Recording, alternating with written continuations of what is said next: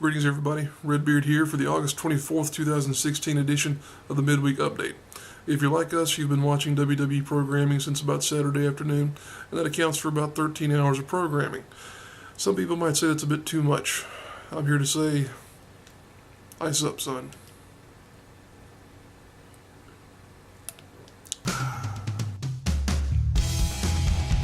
Number 5 story of the week is that James Storm has been indefinitely suspended by TNA Wrestling. This, of course, is a storyline angle. It's probably something that's geared towards giving him an exit from the company. It's one of these things, though, to where you have to wonder what's next for him. This is a result of some things that happened around the tapings we actually attended that you can catch our thoughts on in the 28th episode of the Rasslin Redbeard main show. During those tapings, James Storm did lose the King of the Mountain title. That title has subsequently been buried by TNA. It's no longer part of their repertoire of belts that they represent. But it seems as though the relationship between Storm and TNA has been put on the back burner here now. Looks as though he's going to be gone from the company for probably the conceivable future, if not entirely. And a lot of people are wondering if this is an opportunity for him to maybe come back to NXT. I would say the bigger question there is, do they really want him back? Of course, if you remember, when he was with NXT, it was a point in time to where he had been accepted by the company. He had been doing some good things in terms of being received well by the crowd there at Full Sail University, where they tape the shows. Of course, Full Sail and TNA's Impact Zone are basically across the town from one another in central Orlando there. But at that point in time, they had a spot for him on the roster. Now, do they need him? Maybe. Do they really want him? Maybe less. I don't know. It's one of those things where we have to wait and see what happens, but it is an opportunity for him to do whatever he wants. Of course, he can be back on the independents now, making gosh knows how much from being the cowboy. So we'll have to wait and see what happens with him. It would be interesting, of course, to see him get into a position to where he can maybe be associated with his old cohort there in Beer Money, Bobby Roode. But here again, I think Roode's career is going in a different direction than Storm's at this moment in time, especially after what we're going to talk about later on in the show here, Roode's reception at the NXT Brooklyn TakeOver 2 special. But yeah, definitely at this point in time, seems as though Storm is a man who is an island unto himself as far as his career is concerned. Number 4 story of the week is that Ring of Honor, New Japan Pro Wrestling, and CMLL have announced an alliance partnership. This is a big deal, big deal in terms of international wrestling here, because you've got companies from North America, South America, and Japan who are now aligned. And they're not just some Tom, Dick, and Harry companies either. These are some of the bigger companies in the world here, talking about having essentially an agreement that will allow them to share talent between one another. The story goes that this is an agreement that's been talked about for some time, but that was able to be enacted through some things that the ownership of these various companies came through and said, hey, we're all going to benefit from working together. And they really and truly will, because Ring of Honor, of course, for a long time here, has been trying to get exclusive contracts with their talent.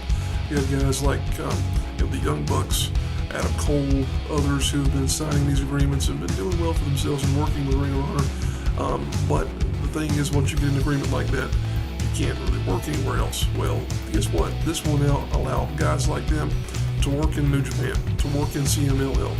And it's going to be a good thing for all parties involved, creatively speaking, because you're no longer going to have the same stale rosters that kind of get churned around and nothing really happens all that interestingly enough.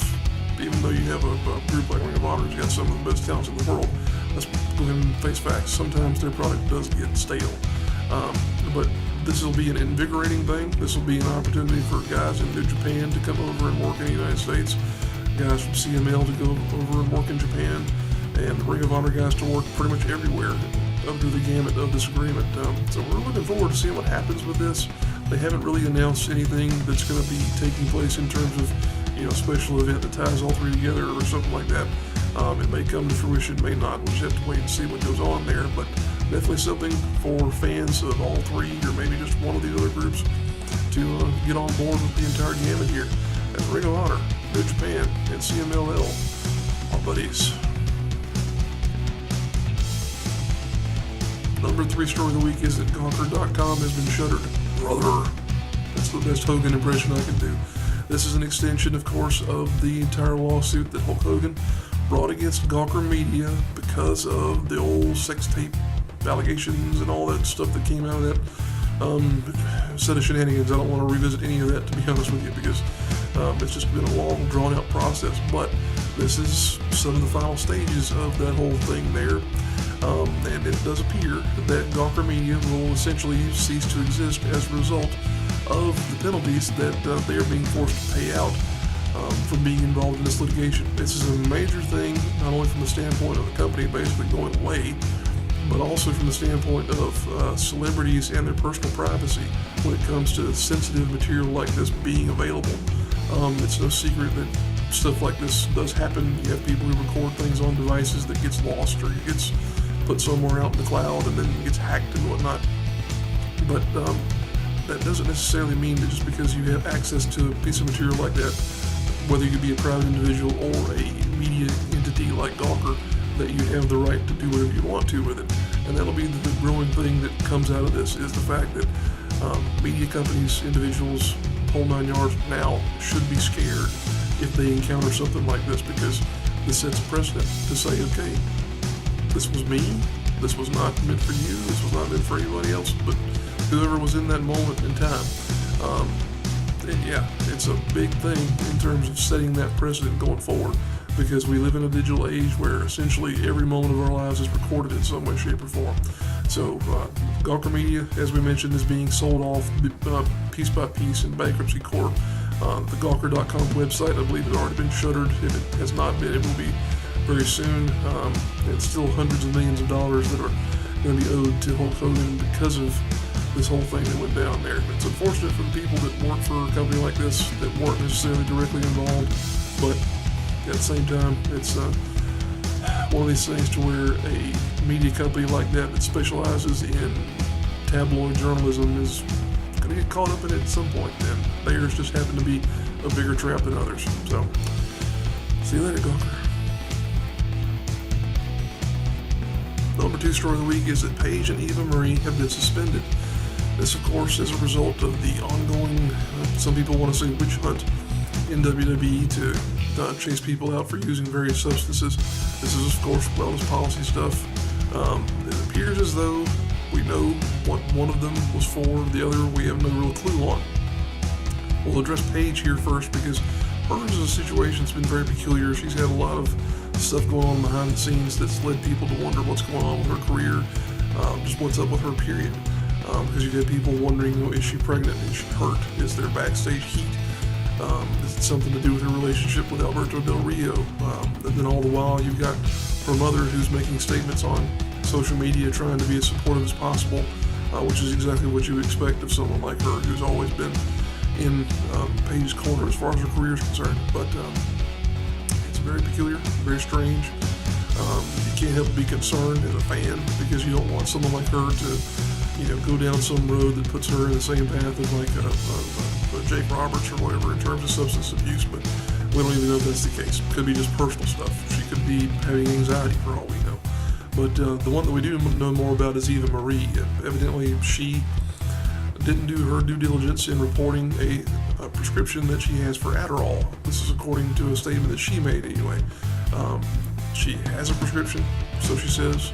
It is one of these things to where you have to turn in paperwork to WWE, letting them know, okay, you're going to test me, this is what's going to show up, I've got a prescription for it, that makes it okay. The touchy thing with her deal was that her husband initially came out on Twitter and made some statements about how the suspension was unjust and that he was going to make some further accusations in regard to what actually went on and the whole 9 yards there. When I started hearing that, I was really questioning who was giving him the okay to do that, because that's a surefire way to get yourself in hot water in this company. And Eva is one of those talents to where I know they're trying to introduce her at this point in time with this whole, I can't make it to the ring gimmick, but just really and truly, with the women's division being split the way it is, it's just to a point where if they don't really need you, then they're not going to use you, and she's already questionable in terms of talent. So to have something like this come along, it's kind of one of those deals where you have to say poop or get off the pot, forgive my French there, but time may be drawing near for her. Paige, we don't know. Just kind of a weird thing. These suspensions are coming out of nowhere, and we've heard that there could be more coming, so have to wait and see what happens. But at least Paige and Eva Marie get a nice little vacation there for the next 30 days. And of course, the number one story of the week is our reaction to NXT TakeOver Brooklyn 2 and SummerSlam. Ooh boy, a lot of wrestling this past weekend. Whole lot of wrestling, but it's been, for the most part, pretty good, I would say. And in the ballpark of NXT, it's been excellent. The TakeOver 2 special, from top to bottom, just plain brilliant, awesome stuff. I couldn't point to one single negative aspect of that entire program. Everything from the opening match there with No Way Jose and Austin Aries, which included the reintroduction of Hideo Itami to a feud there with Aries, to, of course, Nakamura and his brilliant entrance there with the live musician playing his theme, even Bayley and Asuka tag team championship matches, and oh gosh, Bobby Roode's entrance. You don't see something like that every day, obviously. So the whole combination of things there made for a really excellent event. If you've not seen it, go out of your way to check it out. Great stuff, top to bottom there. It really was one of my favorite shows of the year because of the level of interaction that you had there with the fans. The matches were top notch, just great stuff. Somewhat in contrast, you had SummerSlam. I will say this, but NXT was the great thing it was, not only because of the ingredients that were included, but because of the size of it. It was just a nice little compact thing that you could watch and be done with. SummerSlam, we decided to watch the entire thing. We got in with the pre-show and went all the way to the end. And by the end of it, brother, trust me, we were worn out. It was just a really long program. And I know some people will say, well, we sit there and we watch football 6-8 hours on Sunday afternoon. This was just something different because it just felt overly long. The major criticisms that we've seen of the main SummerSlam card were that it was bloated and kind of haphazardly organized in terms of saying, okay, well, this match is on now, but wait a minute, the Universal Championship match, what about that? Why shouldn't that be now? It's one of those things where you have to question why they ordered it the way they did. I wish I had insight into that myself, because you'd think, okay, the order of progression would be like singles matches and undercard stuff, then you get up in your championship matches and your more high-profile feuds, and then you got your main event, which in this case was going to be Brock Lesnar versus Randy Orton. That was justified even though there was not a title involved there, but you'd think that in the pecking order, the title matches like Ziggler and Ambrose and Rollins and Balor would have been higher up in the card. They weren't for whatever reason. So that's been the major point of criticism there. Some of the matches have been thought of as being, not that great, but I thought for the most part the action was fine. It's just for some reason the organization of the card and the length of the program overall made it tough. Of course, you're talking about that point in time, 6-8 hours programming, to where it's just tough to sit through the whole thing anyway. But to go through some notes that we've been making about the program here, SummerSlam, like we mentioned, most fans seemed to enjoy it, but thought it was a little bit overly bloated in terms of the total running time. Finn Balor wins the first ever Universal title, unfortunately then goes on to have to relinquish the thing the next night because of an injury to his shoulder he sustained, which, it's unfortunate, but at least he's going to be able to come back from it. He should be on a timetable to be back for WrestleMania next year. I know it's a long way away, but it's something to look forward to at least. He was not the only one to be injured in the events this past couple of days. Sasha Banks also had a back injury that people were thinking might require surgery, and that could have probably hampered her career significantly. But she evidently is going to be okay with some rehab, so that's good news for sure there. One of the bigger and sort of underlying stories to the event was the symbolism of Cena taking off the armband and leaving it in the ring there. If you don't know, there's a tradition in professional wrestling where once a wrestler gets to a point where he's going to retire, that after his final match, he'll leave his boots in the ring. This was, of course, something very similar to where he takes off the armband and leaves it in the ring. I questioned at that moment. I said to my wife, who was sitting there watching the show with me, did he just retire? And it seemed kind of crazy. I don't think he actually has retired. I think he's going to be gone for a while and doing some Hollywood stuff, but we'll have to wait and see what happens. You never know. Then moving on from there, the finish to a couple of these matches at the end of the card were questionable. You had the Reigns versus Rusev match for the United States Championship. The ending to that and the way it was handled, I really don't know what they can do with Reigns at this point in time. They seem to have whiffed on the whole redemption storyline to now where they tried to insert him in this feud with Rusev, and the finish to that match made Rusev look sympathetic. I don't know how that happens, but it did. Rusev, of course, has been the heel in this whole thing here, and yet by the end of that match, he was the one who, to me, looked to be, the one who was in need of help. Reigns looked like a bully. I think at some point they're going to have to admit that's the way they've either got to go with this guy, or that's the way they will go in the future. Reigns is just he's a peculiarity, really and truly. But that, and also the finish to the Lesnar versus Orton match, TKO. Really, if you're like me and you've watched wrestling for years, you think of the blood that you've seen out of guys like Mick Foley, Terry Funk, Ric Flair, all down the line. Guys who look like they couldn't have an ounce of blood left in them, and yet Randy Orton gets a little gash upon his forehead and starts bleeding a little bit, and they've got to stop the match. Whatever. It seemed like a way of putting over Lesnar without making either man take a surefire loss. Whatever. Here again. If you have to convince people at this point in time that Brock Lesnar is a badass who could beat up anybody, then I really don't see why. It just, it is what it is. The other thing that we'll mention coming out of all this, and this is extending into Raw, is that the Dudley Boys are no longer with the company. They made a very subtle exit this past Monday on Raw. Evidently, the story goes that they just decided not to renew their contract with the company. Can't say as I blame them, because they had really been used sporadically and not for anything in particularly interesting either. So who knows what's next for them? They've got their training school down in Florida. They could make, gosh knows, on the independents, doing spots here and there and just making appearances for signings and whatnot. So good for them, and if that's a career for them, then so be it. Of course, Bubba gets to go home to Velvet Sky. I'd probably retire too. But such is the case with anyone in that particular arena. Moving on.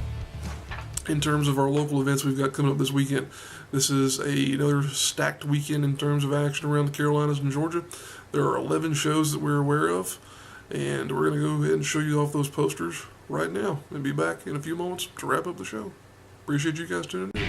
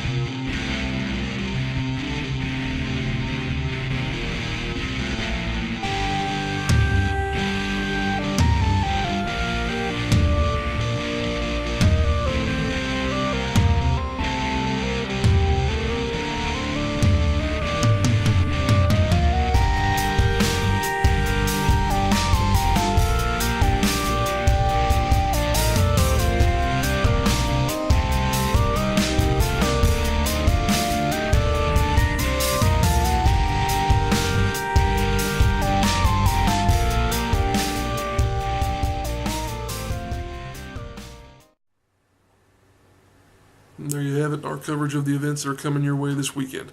If you are a wrestler, a promoter, or in some way involved with a wrestling promotion and you didn't see your poster in that part of the show, it's because we didn't know about it. We do our best to peruse social media to keep abreast of what's happening in this part of the world, but we do miss things. That said, if you would send us your materials via YouTube, Facebook, Twitter, any of the available avenues that we have, we'd be glad to get your material here on the weekly update and also on the Rasslin Redbeard Facebook page there. It's a big part of what we do is promoting the local talent and shows that exist in this part of the world. Appreciate you guys tuning in. If you enjoy the program, go ahead and click that like button. And if you really enjoy what we got on the channel here, go ahead and click subscribe. That way you'll be the first to know when we've uploaded something new, like a fresh episode of the Rasslin Redbeard main show, match videos, or a good old midweek update. Appreciate you guys tuning in once again. We'll see you next week.